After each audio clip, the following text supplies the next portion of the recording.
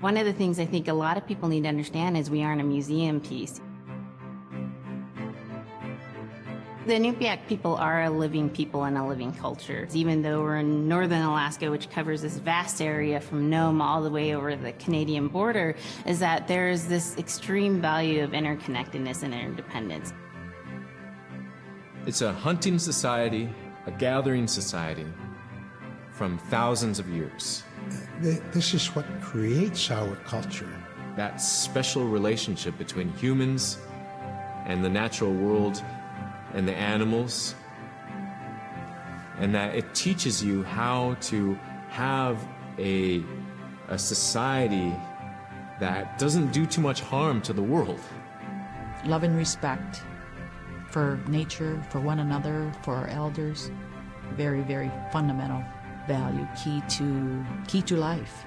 Our values are something that bind us all. The importance of sharing with one another, the importance of spirituality, and the connection to the land, our traditions, how we hunt, sharing of stories and songs and dances. I'm Iñupiaq. I'm from the Arctic Ocean. Iñupiaq, I am Iñupiaq. It's very important to me. It's who I am as a person. And we're very proud of who we are, and we want to continue that.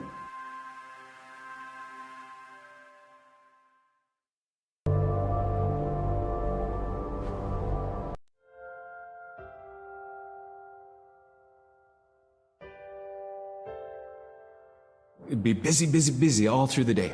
You get up and you just go right to work, right to work. There's always something to do. There's never any idle time. The only idle time we had was after we eat and before we go to bed. One of the older people would be relaxing, laying down there and saying, it'd be really nice to hear a story. And then just organically, someone would just start telling the story. Storytelling for the Iñupiaq people is very important because it not only created that sense of community, but is a way to pass on wisdom to the next generation. It was like TV, It was just like, it was as good as any movie you've ever seen. And the storyteller told it so clearly that it was just as powerful as any of the greatest movie blockbusters you've ever seen. There was a reason behind the stories that we were told because they held traditional knowledge. They held things that we might need to know in life, whether it was about how to find food or how to survive, or it was about well-being and the importance of connecting with people and being a good member of the community. We all do stories. We all live in stories. We all tell stories to our friends, and they need to be told. They need to be heard.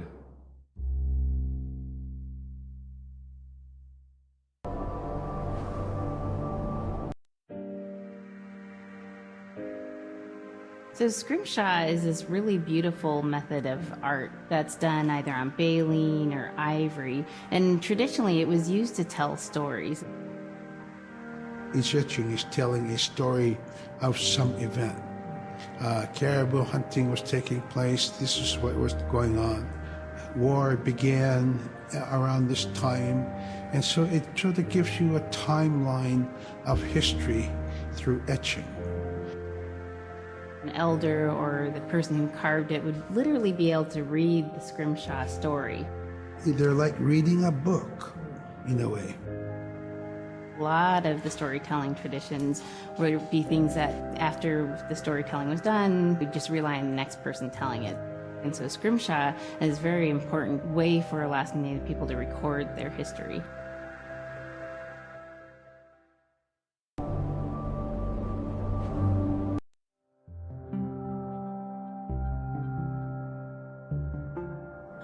When I was growing up, my grandpa had a pet white fox. If you're a good friend with a fox, when there's danger abound, they try to keep you from getting into trouble. They pull tricks here and there, and foxes are like spoiled little kids in that way. When you let her out, she'd go prancing out in the snow, jumping in the air. I know she was happy then.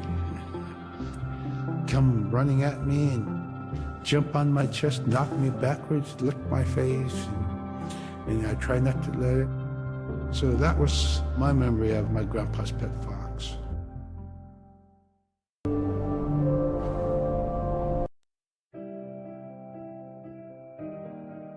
Caribou it provided for us in many ways. Our clothing in those days was made of all caribou skin. I grew up wearing caribou pants, mittens, caribou skin mattress, blankets. Some people had boots that were made with wolf leggings, sealskin sole bottoms. Baleen was shaved to make insoles. They kept us quite dry and warm as well. But the caribou skin clothing was the best. We would get as many yearlings as we could for our outer clothing. And for heavy winter, we would get caribou in February or March because the hair was the longest and the skin was the thickest, and we would use those for our winter gear.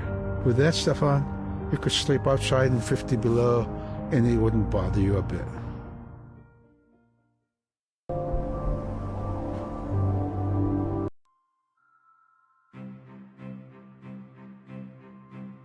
Sila is the weather. It also means the atmosphere. Here's the Nuna, or the land. And it's anything from the land into the moon, the sun, the stars. That's Sila. It's a very spiritual, and we have a relationship with Sila. Sila has a soul in the same way we do as people, in the same way animals do. I think spirit helpers in and of themselves are really about how we're connected with things. And so it may be that there is a spirit helper that shows themselves as a bird to show you the way home, or it may be a spirit helper that actually decides to show themselves with the face and body of a man instead of their animal form. And so I think one of the things that's hard to understand is that it's not one way of seeing things, it's one way of knowing you're connected to everything. We've always had that spirituality of everything around us.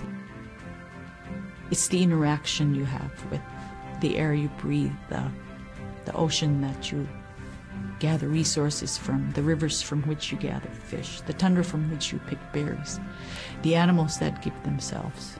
It's all of that.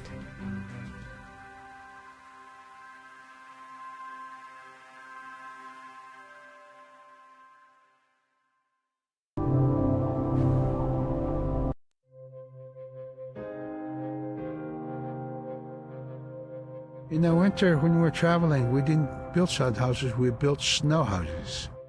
In Canada, they call them igloo, but here in Alaska, we call them Iñupiaq. We'd do a day of travel, and then we'd make a Iñupiaq. The next day, my father would set traps, spend the day there, rest the dogs, give them something to eat, and then the following day, we continued to the next place. We'd go to my dad's sister, who had a house at Dubarg. They had a small sod house over there. We didn't have to do anything. We just visit with them, and my dad and my sister were glad to see each other, and they'd talk away while us kids played outside or go to sleep. By the time we get back to our home, my father would leave us with our aunt or with my grandmother, and then he'd start on his trips and go check his trap line. We were not into 8 to 5 kind of time, you know. We're in a total different kind. We're in ecological time.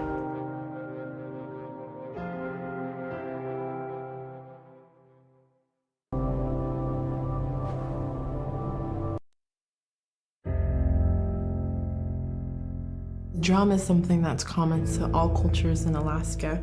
All cultures have a drum that may have some stylistic differences or differences in the materials that it's made, but it's still in recognition of life and vitality, and the drum mirrors the heartbeat. And when you continue drumming soon, it will be in line with your heartbeat, because that's what it's supposed to be, the heartbeat of the community, and it symbolizes vitality.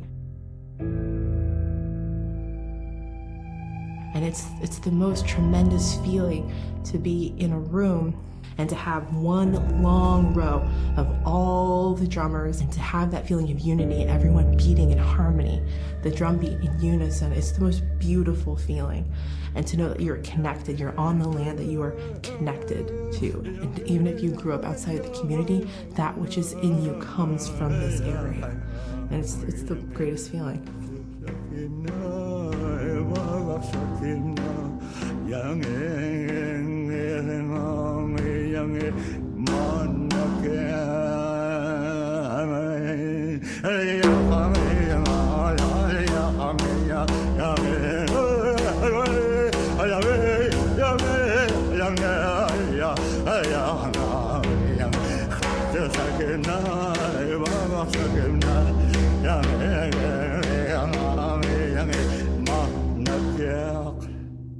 Man, I went at it and look what happens.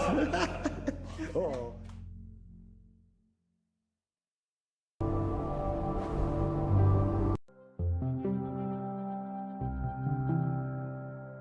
They're just like other people. They just happen to be very small and extremely strong. These are stories that are common throughout Alaska. It's normally that people are size from your elbow to the tips of your fingers, and they possess superhuman strength. So they may be tiny, but they can carry a whole caribou. And if you go up north and you talk to a number of the people in the community, they'll talk about having seen the little people. There's a place at home that we know, but we don't profess it to anybody. But it's not like the boogeyman. They can be mischievous, they can be ornery, or they can be helpers. And every now and then, we might have the opportunity to see them, especially if they want us to see them. The fact that it's across Alaska really tells you something about our history and how we interacted with nature around us.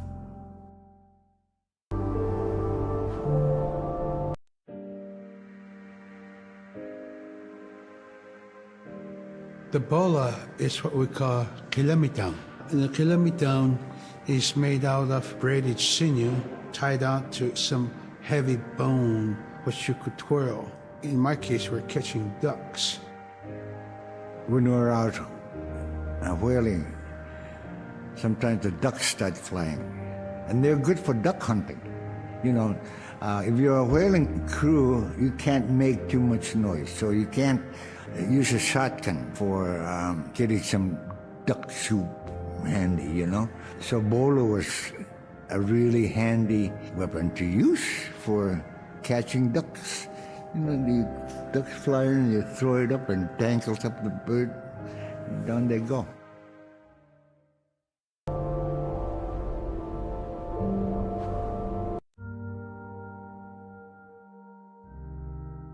The scaredest I've ever been, I was 12 years old. We floated out on a piece of ice while we were duck hunting. It was a bluebird day, just clear blue skies. And there was 3 of us, myself, my brother, and my dad. Next thing you know, we see this dark, dark shadow on the ice. We look and it goes behind us. So we all jumped up, startled, and my dad, he started running. We got back to the ridge there. The ice had fractured, cracked, and broke off, and we were floating away. We were drifting.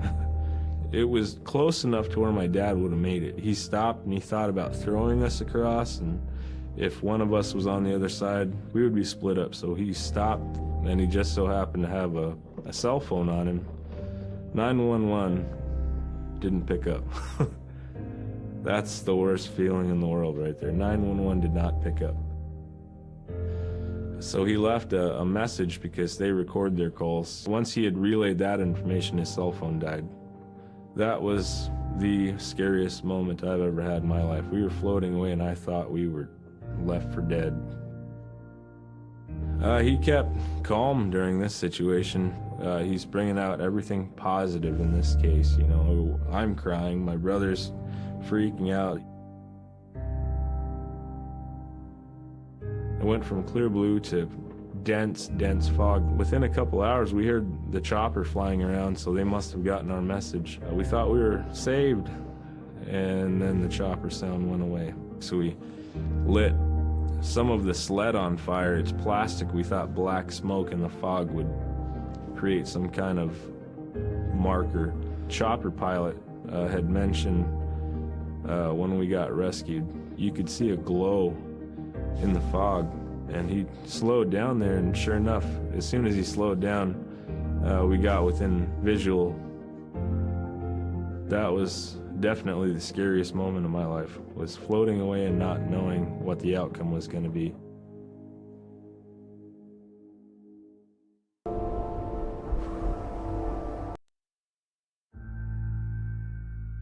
We're very much aware of the climate change. And it's been for many years, even before climatologists were noticing this change, Inuit were already saying, "Sila alangokto." Our climate is changing. If the heat is going the way it is right now, for us it's going to be pretty bad.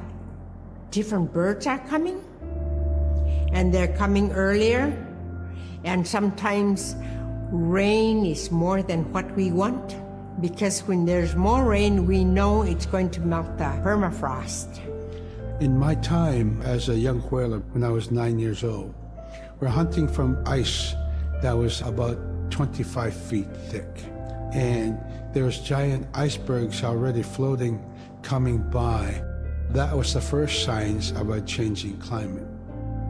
Ice that never broke before was now moving. Now, here it is 50 years later, we're hunting whale from ice that's 18 inches thick. There's no more thick ice. It's creating a malfunction in our whaling season, is what it is. Actually, more than that, all seasons in general. I think we are more scientists than more people will realize. We have more knowledge of those things than people will ever know.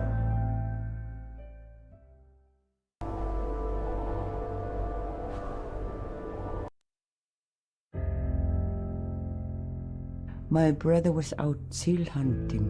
He got attacked from behind and managed to grab his knife and save himself. When he came to realize, oh no, it's a mother. We've always known traditionally that we avoid killing a mother. It's always been sacred to us to protect them. He had to present himself to the council, and so he was given the job to mother the baby, and we kept it. It got so big, it went over the barricade one day and got to the dog food, and that was an indication that, brother better go teach it how to survive on its own. So he did. I really got attached to the bear because I more or less grew up with it. And some days when brother took him walking, once in a great while he'd put me on the bear and I would ride on it like a horse. I was just happiest little girl in the world.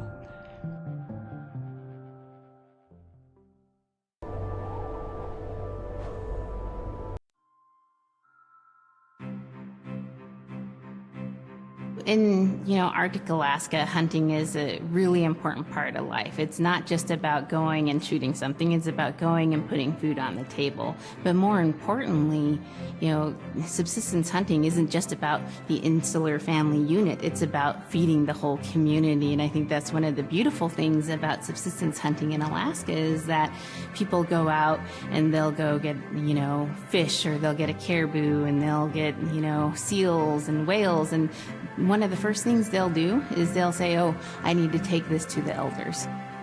This isn't just about one individual surviving or one family surviving, it's about the whole community.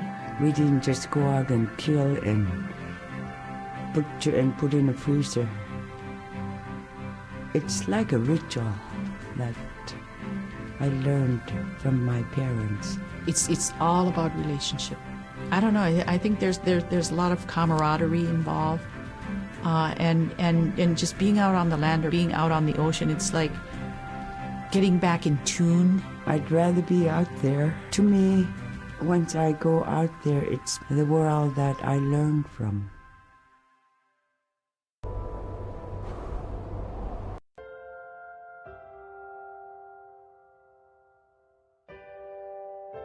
Now we spend all our time out in nature. You get very intimate with the world.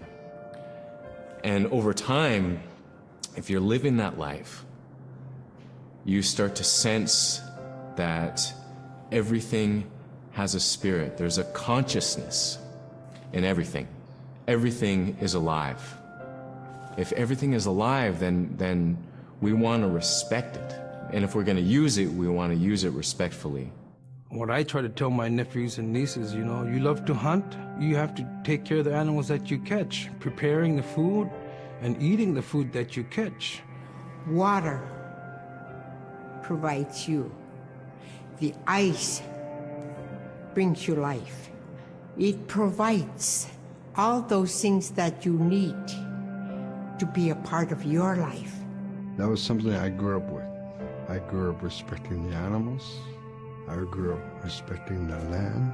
And that, to me, that is why we as Iñupiaq, as an Iñupiaq culture, as an Iñupiaq people, is why we're so successful.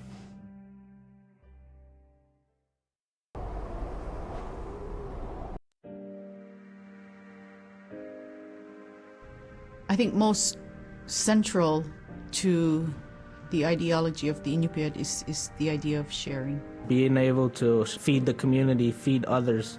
That's why we hunt. In the old days, that's what you needed to survive, The sharing is important because it's how the community survives together collectively. We just give. That's how I grew up. That's the way I'm always going to be. Because of who we are, we always think about other people first. If our people didn't share in the old days, we wouldn't have survived in this harsh, climate, environment.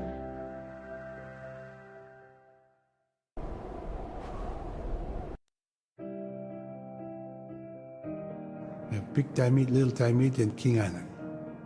And in those three islands are the stepping stones to get to America.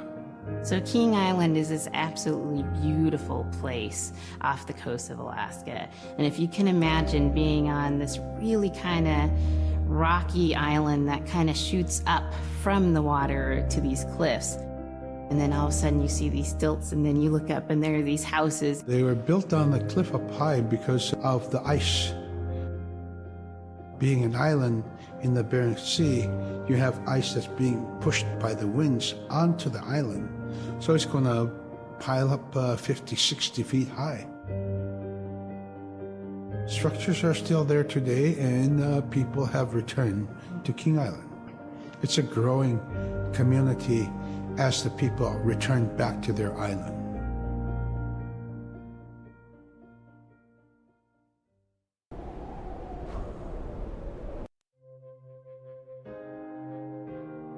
When I was young, my mom, whenever the Northern Lights came out, she'd just whistle. Boy, they come alive. Just keep whistling and that aurora will, just like, you can almost hear it.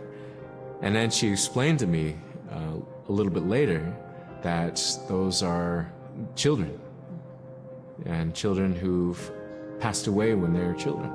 You don't want to draw them in too much, is what she said, because then they could play football with your head, play Eskimo football, and that's what they want to do. They're always playing, those children up there. Don't play out without your hood on. If you don't have your hood on, the aurora person is going to come down and chop your head off and play ball with your head. It wasn't like they were trying to do bad, or it was like a scary story or anything like that. It was just, that's how it was, that's what it was.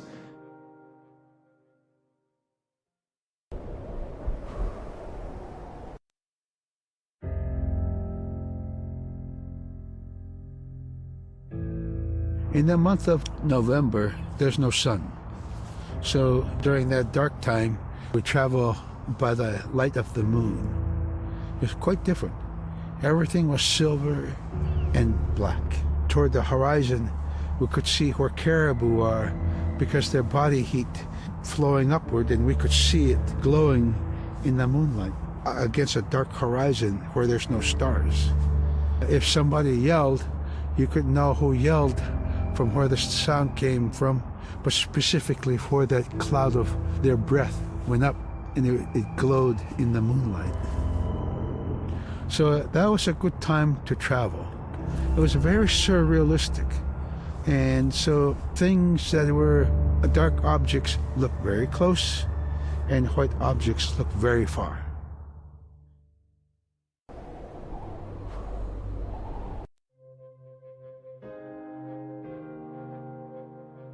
We're taught that there's no hierarchy. It's not everything else and then man, humans on top, and they're separate from everything. We're taught that everything is equal, and that all the animals have a human form or can be seen in a human form. And so they have just as much or more intelligence. In fact, have a lot to teach people. And so that's how these transformations can happen. It's if the animal wants you to see it in its human form. There's a story where a man comes up to an ice hole, and then realizes there's another man in his parka that's got stuck in the net, and is just stuck like that. Oh, can you let me out? Please help me, And so then he lets the man out, but then realizes that was actually a seal. That was a seal man. And just because that seal wanted that help, that seal allowed itself to be seen in human form.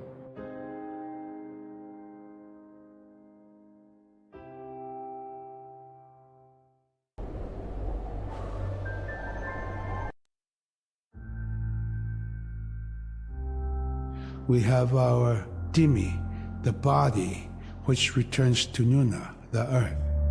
And we have Atik, who is our name that has been passed down to us over the generations. The spirit of our Atik lives on so long as man remembers that name. It would be hard to describe what happens after death.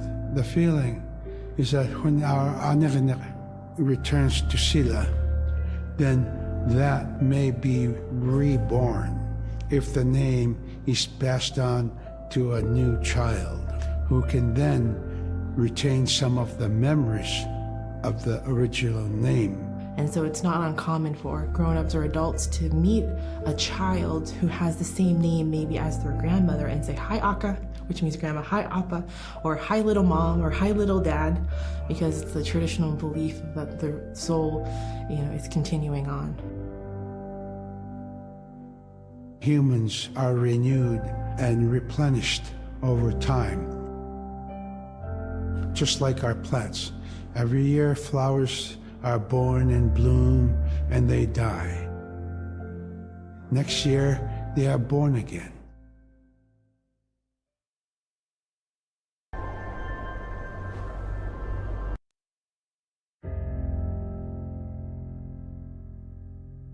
The recurring type of character in Iñupiaq stories is the manslayer. And the manslayer is kind of this bad guy. And I think really what's at risk when the manslayer comes into story is the livelihood of individuals and the whole community. And so the manslayer is really used as a way to say, don't act only for yourself, always hold the community in your heart.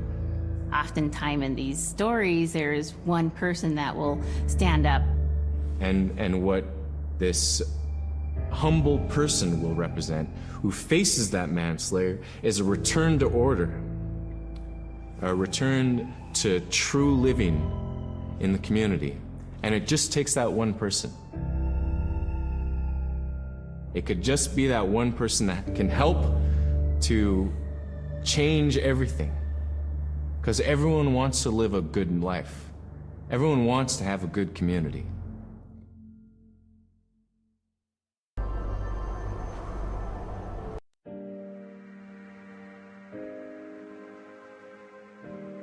With regard to the environment, the blizzards have been one of the key elements that have impacted the survival of people, especially in the hard winter.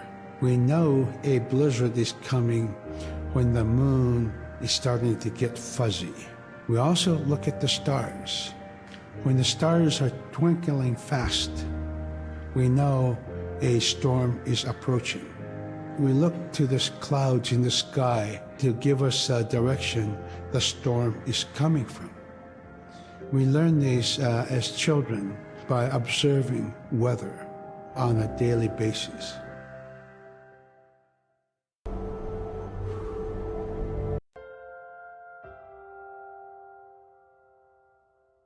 With the story of Kunuk Sayuka, told by Robert Cleveland, it's just a masterwork. It's a well-known story among the Iñupiaq people, and in our case, of producing a video game that really reflects indigenous heritage. It captures the imagination, and it's something that you have a very specific kind of task to do. There's a blizzard, and it is just a non-stop blizzard that is overpowering the people. And there's one man that wants to figure it out. And in our case of the story, it's a girl that wants to find the source of that blizzard. The blizzard man, it's like that is the physical embodiment of an element of nature. And so there's a person that needs to go up and take away that's chipping away that snow. In that community, the person least expected is the one who stands up and makes the difference. Humility is something that we value, and where that comes from is the idea that you are not the biggest thing in the world. And when you live in an extreme environment like where the Inuit reside, you're at the whim of the environment, of the climate, of the animals. You can be as prepared as you can, by learning from your elders, but you're not the biggest force in the world.